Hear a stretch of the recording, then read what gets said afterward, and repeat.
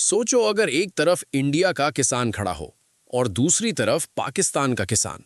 दोनों के हाथ मिट्टी से भरे हुए, दोनों की मेहनत पर करोड़ों लोगों का खाना डिपेंड करता है। लेकिन सवाल यह है, ज्यादा कामयाब किसान कौन है? किस कंट्री का फार्मर ज्यादा प्रोडक्शन करता है, ज्यादा पैसा कमाता है और फ्यूचर में ज्यादा तरक्की कर सकता है? आज की वीडियो में हम कंपेयर करेंगे इंडिया और पाकिस्तान के फार्मर्स को, नंबर्स, टेक्नोलॉजी और फ्यूचर के हवाले से। इंडिया और पाकिस्तान दोनों एग्रीकल्चर कंट्रीज हैं। पाकिस्तान में एग्रीकल्चर इकोनॉमी का बहुत इंपॉर्टेंट हिस्सा है, जबकि इंडिया में भी करोड़ों लोग फार्मिंग से जुड़े हुए हैं। लेकिन जब बात हो लैंड, टेक्नोलॉजी और प्रोडक्शन की, तो डिफरेंस नजर आता है। सबसे पहले बात करते हैं फार्मर्स की तादाद की। इंडिया में लगभग 150 मिलियन से ज्यादा फार्मर्स हैं। ये दुनिया की सबसे बड़ी फार्मिंग कम्युनिटी है।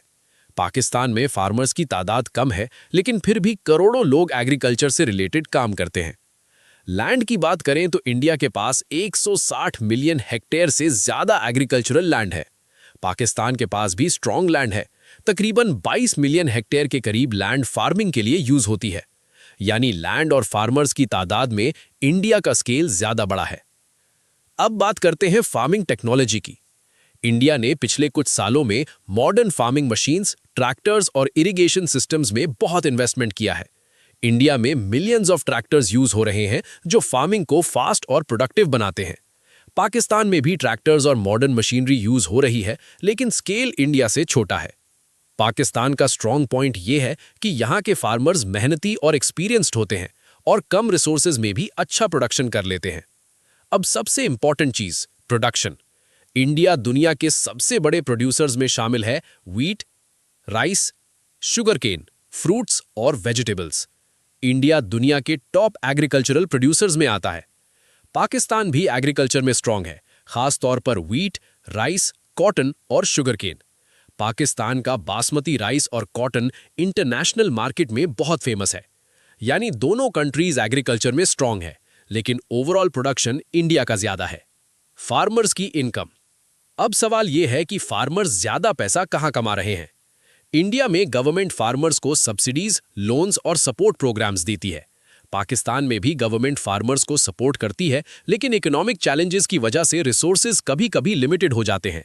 इसलिए एवरेज इनकम का स्केल इंडिया में कुछ ज्यादा नजर आता है। अब सबसे इंटरेस्टिंग सवाल, आने वाले 5 सालों में क्या हो सकता है?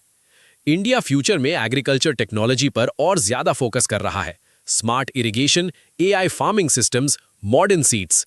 अगर ये प्रोजेक्ट सक्सेसफुल रहे तो इंडिया की प्रोडक्शन और एक्सपोर्ट्स और बढ़ सकती हैं। पाकिस्तान भी एग्रीकल्चर रिफॉर्म्स और न्यू इरिगेशन प्रोजेक्ट्स पर काम कर रहा है। अगर पाकिस्तान वाटर मैनेजमेंट और मॉडर्न टेक्नोलॉजी को ज्यादा अडॉप्ट कर ले तो आने वाले 5 सालों में प्रोडक्शन और फार्मर्स की इनकम में क्लियर इंप्रूवमेंट आ सकती है। यानी फ्यूचर में दोनों कंट्रीज एग्रीकल्चर में और ज्यादा प्रोग्रेस कर सकती हैं। तो अगर नंबर्स और स्केल की बात करें तो इंडिया के फार्मर्स ज्यादा प्रोडक्शन और रिसोर्सेज रखते हैं, लेकिन पाकिस्तान के फार्मर्स भी अपनी मेहनत और एक्सपीरियंस की वजह से एग्रीकल्चर को स्ट्रांग बनाए हुए हैं। असल बात यह है कि दोनों मुल्कों के किसान अपनी मिट्टी से मोहब्बत करते हैं और उनकी मेहनत पर ही करोड़ों लोगों का खाना डिपेंड करता है।